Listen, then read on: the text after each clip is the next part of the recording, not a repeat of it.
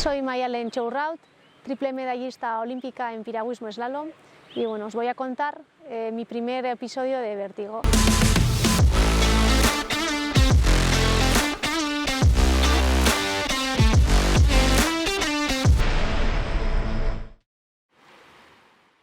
He tenido como en dos periodos diferentes vértigo, ¿no?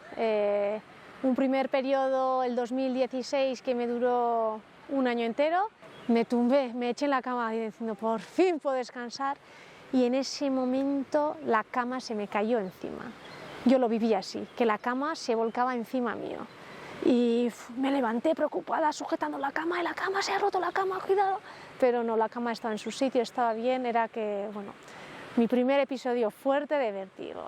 Un año entero, cada día, teniendo vértigo.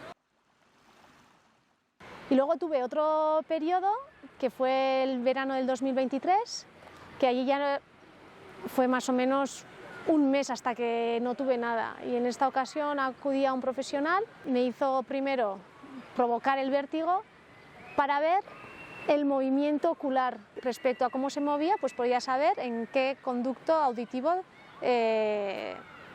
estaba el otolito, y respecto a eso, qué maniobra me tenía que hacer. Y se me fue y no he vuelto a tener vértigo.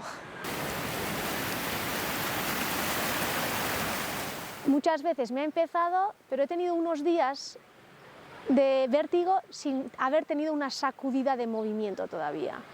El último verano empezó así. Pasé unos días que me sentía muy cansada, entrenando iba muy inestable, estaba mareada. Cuando me mareo empiezo a bostezar, pero lo achacaba todo a la fatiga de los entrenamientos y a la competición.